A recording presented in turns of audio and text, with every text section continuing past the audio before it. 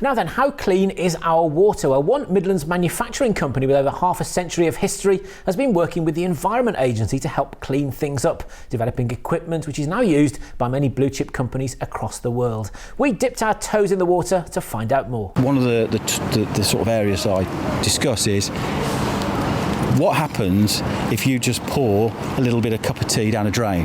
Most people, which is what pretty much a lot of people would do as well. Exactly, or I don't know, drop their cigarette butts into a sewer, because it doesn't matter, it just gets washed into this sewer that sort of goes somewhere. Most of the storm drains which we have around our streets, that material, that cigarette butt which contains lots of nasty chemicals, and when you look at thousands of them and you start to add them all up, those chemicals go into our drinking water. Every single item that goes into surface water at some point will enter our food cycle.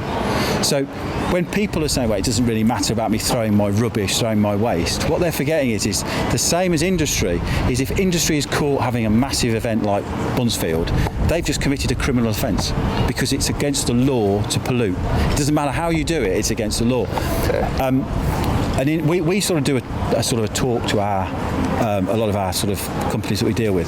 If you can imagine the highway code, there's nothing that stops you driving 70 miles an hour down a 15 miles per hour road. It's just your common sense and the fact that you know that potentially you could get caught, you could lose your licence, and you could lose your freedom. And it goes exactly the same for the environment. There isn't really anything that's going to stop something polluting. It's reliant on people's attitude, industry's attitude, so that it doesn't happen.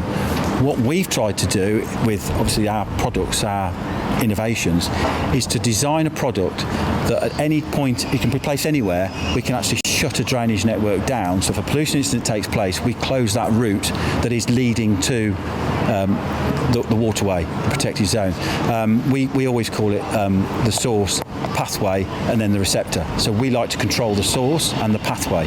So it is not possible to stop a pollution incident or a fire happening, but it is possible to block the actual source. My story really starts many years ago in the early 90s, when I'd had a lawn and I decided that I needed to water it with a hose pipe.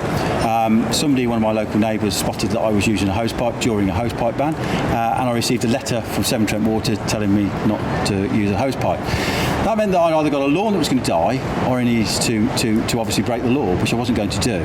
So what I developed was a little system that sat inside all of my drainage pipes from my bath, from my washing machine, that allowed me to divert water into a water butt, which then filtered into my garden and watered my garden and saved my garden. I had this great idea about rainwater harvesting, basically, and recycling grey water. I took it to actually a Birmingham-based inventing group and asked sort of their opinion. And everybody sort of dismissed the harvesting bit, or the recycling part, but the valve they thought was unique. And the original valve was basically an airbag that sat inside the pipe, and at any time you wanted to inflate it, it diverted the flow or stopped the flow.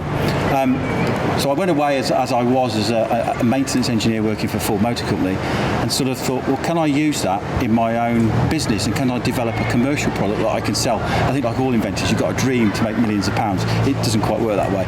So I developed a bladder system from working with Ford's at Leamington Spa, which meant that when we had a pollution incident, and we had quite a few, which would mean that we'd lose control of from a broken hose or tipped over barrel, the water would then flow into the drains, and we'd end up causing a pollution incident into the River Avon, River Lem in Leamington Spa, or we'd have a sewage treatment problem, which would again cost us money. So what we would do is we would actually inflate the bag inside the drain, which means it's contained, which means then you can collect it, you can recycle it, and you're not also then sending it to landfill or hazardous waste sites. Aaron Wiggins reporting there. Clever stuff, that is, to talk about hose pipe ban in there. That doesn't seem like it's likely in this Birmingham summer just at the moment.